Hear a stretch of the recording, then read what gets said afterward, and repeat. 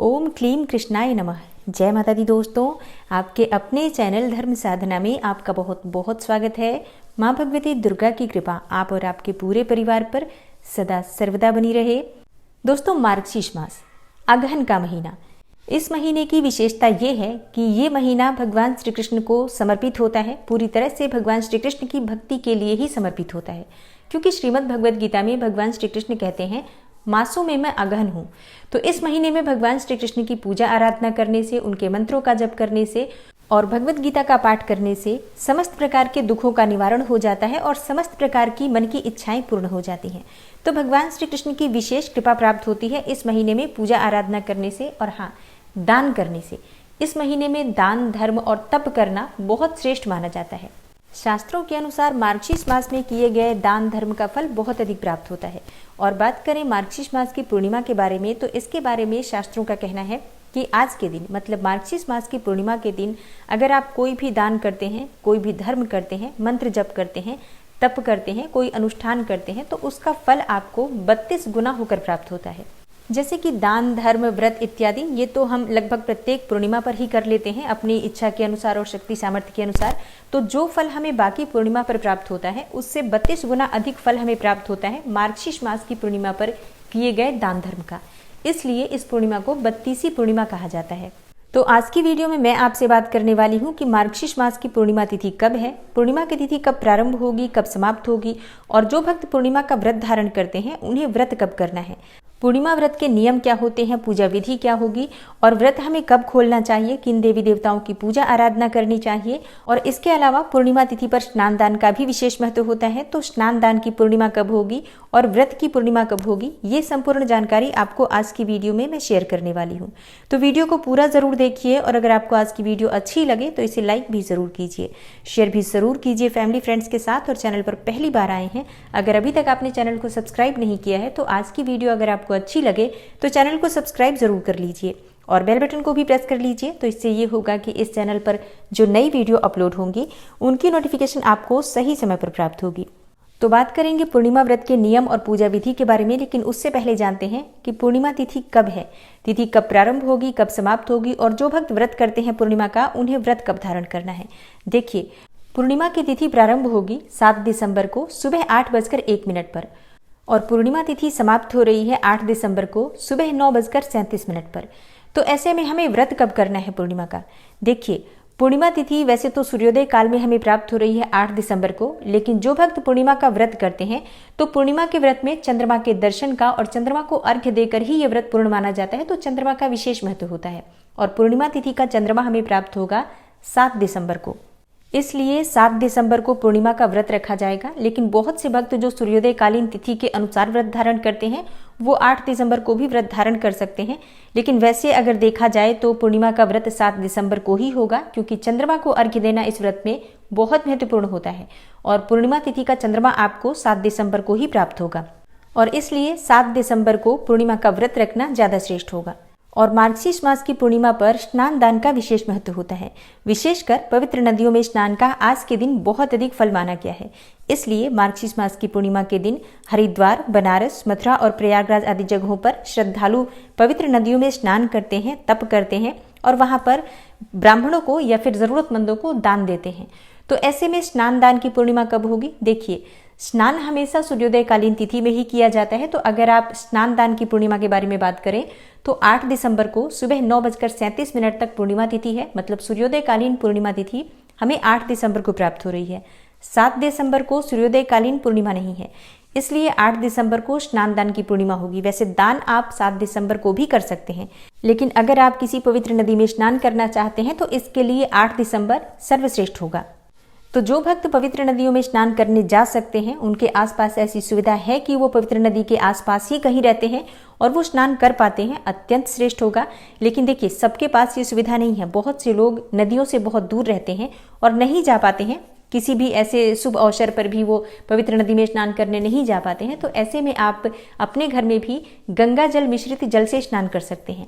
लेकिन गंगा जल मिश्रित जल का मतलब होता है, पहले जिस पात्र में आपको स्नान करना है उस पात्र को साफ कर लीजिए, थोड़ा सा उसमें गंगा जल डाल दीजिए और उसके बाद उस पात्र को सामान्य जल से भरकर और फिर आप स्नान करते हैं, तो इसे कहते हैं गंगा जल से स्नान करना। लेकिन अगर आप पूरी बाल्टी भरने के बाद आप उसमें गंगा जल मिलाते हैं तो ये गंगा जल नहीं हुआ, ये फिर सामान्य जल ही होता है। तो गंगा जल मिलाते समय इस बात का ध्यान जरूर रखना चाहिए कि सबसे पहले गंगा जल ही उस पात्र में डालना है, उसके बाद सामान्य जल से भरें और फिर आप स्नान करते हैं तो निश्चित ही आपको गंगा या पवित्र नदी में स्नान करने के समान ही पुण्य फल की प्राप्ति होती है। और अब जानते हैं पूर्णिमा व्रत के नियम और पूजा विधि के बारे में। तो देखिए, अगर आप पूर्णिमा का व्रत धारण करना चाहते हैं या फिर बिना व्रत किए भी पूजा करना चाहते हैं तो सबसे पहले तो आपको सुबह जल्दी उठना चाहिए, मतलब प्रयास करें सूर्योदय से पहले उठ जाएं। वैसे तो ब्रह्म मुहूर्त में उठना चाहिए, लेकिन अगर आप इतनी सुबह नहीं उठ पाते हैं तो सूर्य निकलने से पहले तो जरूर उठ जाइए। और घर की साफ सफाई करने के बाद घर के मुख्य द्वार पर जल का छिड़काव कीजिए। इसके बाद आप स्नान कर लीजिए, साफ स्वच्छ वस्त्र धारण कर लीजिए और सबसे पहले भगवान सूर्यदेव को जल अर्पित करना चाहिए। और भगवान सूर्यदेव को जल अर्पित करने के बाद अपने घर के मंदिर में एक शुद्ध घी का दीपक प्रज्वलित कर लीजिए। जैसे कि आप प्रतिदिन पूजा कर लेते हैं, जो नित्य की पूजा होती है वो नित्य की पूजा कीजिए। उसके बाद अगर आप विशेष पूजा करना चाहते हैं, जैसे कि लक्ष्मी नारायण की आराधना करना चाहते हैं, तो आप चाहें तो अलग से चौकी लगाकर भी पूजा कर सकते हैं या फिर मंदिर में भी, जहां पर भगवान श्री हरि विष्णु और माँ लक्ष्मी विराजित हैं, भगवान भोलेनाथ विराजित हैं, वहीं पर उनकी पूजा कर सकते हैं। आज के दिन भगवान विष्णु की पूजा करते समय पीले पुष्प उन्हें अर्पित करें, पीले फलों का भोग अर्पित करना चाहिए। माँ लक्ष्मी को लाल पुष्प और लाल पुष्पों की माला अर्पित करनी चाहिए। और हाँ, आज सत्यनारायण की कथा का पाठ जरूर करना चाहिए। अच्छा, बहुत से भक्त पूछते हैं कि क्या व्रत नहीं करते हैं तो हम सत्यनारायण की कथा का पाठ कर सकते हैं? जी हाँ, बिल्कुल कर सकते हैं।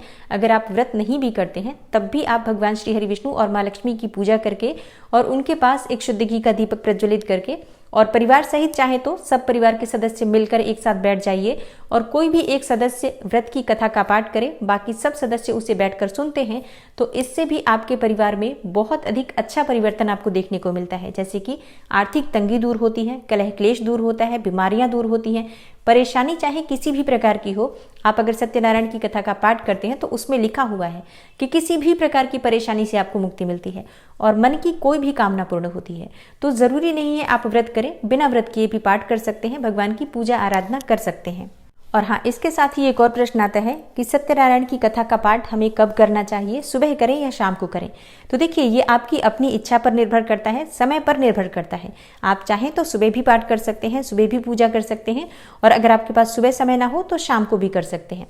तो आपके पास जो भी समय उपलब्ध हो, सत्यनारायण की पूजा कथा आप कर सकते हैं, कहीं कोई संशय नहीं है। और अब बात करें उन भक्तों के बारे में जो कि व्रत धारण करते हैं। तो देखिए, अगर आप व्रत करते हैं तो सुबह जब आप पूजा करेंगे तभी आप अपने व्रत का संकल्प ले लीजिए कि आज हम मार्गशीर्ष मास की पूर्णिमा तिथि का व्रत धारण कर रहे हैं। और अगर आप किसी मनोकामना के निमित्त ये व्रत धारण कर रहे हैं, जैसे कि अगर आपकी कोई विशेष मनोकामना है जिसके लिए आप ये व्रत कर रहे हैं, तो अपनी मनोकामना भी भगवान श्री हरि विष्णु और माँ लक्ष्मी से कहिए और उनसे पूर्ण करने के लिए प्रार्थना कीजिए। व्रत में, पूजा पाठ में किसी भी प्रकार की भूल चूक हो जाती है तो इसके लिए क्षमा प्रार्थना कर लीजिए। अब आपका व्रत प्रारंभ हो जाता है। इसके बाद आप भगवान श्री हरि विष्णु और माँ लक्ष्मी की पूजा कीजिए।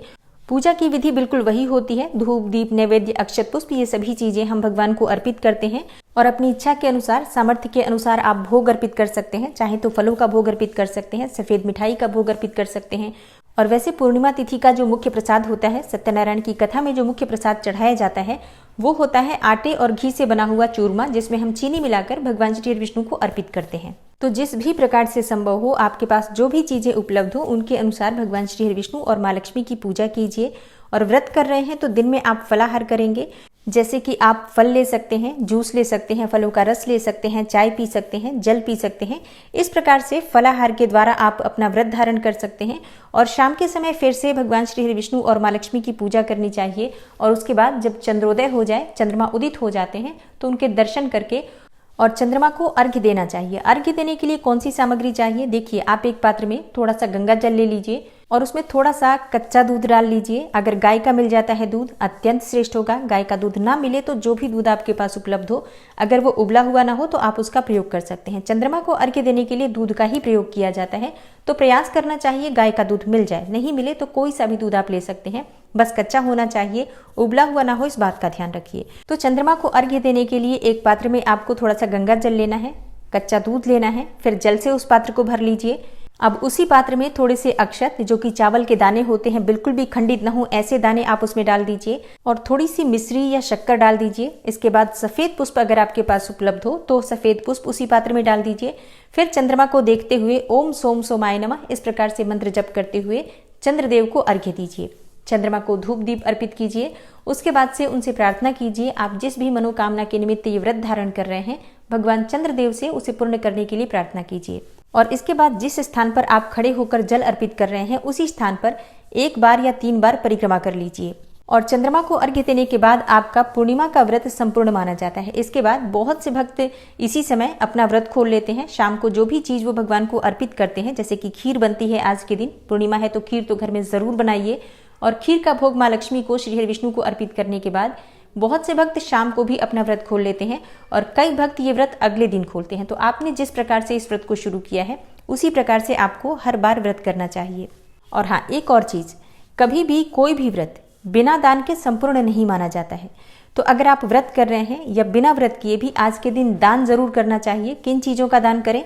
पूर्णिमा के दिन सफेद चीजों का दान किया जाता है। तो आप चावल का दान कर सकते हैं, दूध का दान कर सकते हैं, चीनी का दान कर सकते हैं।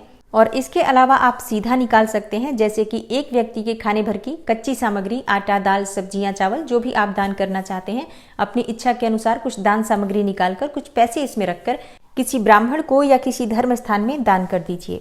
और पूर्णिमा तिथि पर दीप दान का विशेष महत्व होता है। तो आज के दिन अपने घर के आसपास अगर कोई भी मंदिर हो, चाहे भगवान शिव का मंदिर हो, बजरंग बली का मंदिर हो, माता रानी का मंदिर हो, कोई भी मंदिर हो, तो वहां जाकर दीप दान जरूर कीजिए शाम को संध्या काल में। और हाँ, अगर कोई भी देव वृक्ष आपके घर के आसपास हो, जैसे कि आंवले का वृक्ष हो, पीपल का वृक्ष हो या बिल्व वृक्ष हो, केले का वृक्ष हो, कोई भी वृक्ष हो जिसकी पूजा की जाती है, तो वहां जाकर आप दीपदान कर सकते हैं। घर में तुलसी के पास दीपदान कर सकते हैं। अपने घर के ईशान कोण में मंदिर में दीपदान जरूर कीजिए, मतलब आज शाम के समय शुद्ध घी का दीपक जरूर प्रज्वलित कीजिए। इसके अलावा घर के मुख्य द्वार पर आप चाहें तो दोनों तरफ तिल तेल का या शुद्ध घी का दीपक प्रज्वलित कर सकते हैं। और हाँ, ये सभी दीपदान शाम को संध्या काल में ही किए जाएंगे। अब बहुत से भक्तों का प्रश्न होगा कि हम 7 दिसंबर को दीपदान करें या 8 दिसंबर को करें। तो देखिए, 7 दिसंबर को संध्या काल में हमें पूर्णिमा तिथि प्राप्त हो रही है, तो 7 दिसंबर को तो बिल्कुल किया जाएगा दीपदान। इसके अलावा आप चाहें तो 8 दिसंबर को भी दीपदान कर सकते हैं, क्योंकि पूर्णिमा तिथि सूर्योदय काल में 8 दिसंबर को भी हमें मिल रही है। तो इस अनुसार शाम को भी संध्या काल में पूर्णिमा तिथि मान्य होगी। जो भी तिथि सुबह होती है, सूर्योदय काल में व्याप्त होती है, वही तिथि अगले सूर्योदय तक मान्य होती है। तो आप चाहे तो 8 दिसंबर को भी दीपदान कर सकते हैं या फिर 7 दिसंबर और 8 दिसंबर दोनों दिन कर सकते हैं। और हाँ, मार्गशीर्ष मास की पूर्णिमा तिथि पर दत्तात्रेय जयंती भी होती है और अन्नपूर्णा जयंती भी होती है। तो आने वाली वीडियो में आप जानेंगे कि दत्तात्रेय जयंती और अन्नपूर्णा जयंती किस दिन मनाई जाएगी, 7 दिसंबर को या 8 दिसंबर को। तो आज की वीडियो आशा करती हूँ आपको पसंद आई होगी। पूर्णिमा तिथि से संबंधित संपूर्ण जानकारी मैंने आपको आज की वीडियो में शेयर की है। व्रत कब करना है, स्नान दान और दीप दान करना है, ये सभी जानकारी मैंने आपको आज की वीडियो में शेयर की है। और इसके अलावा भी अगर आपका कोई प्रश्न हो तो आप कमेंट बॉक्स में लिख सकते हैं। जल्दी ही उस पर भी वीडियो बनाने का पूरा प्रयास करूंगी। मिलती हूँ मैं आपसे अगली वीडियो में, तब तक के लिए नमस्कार।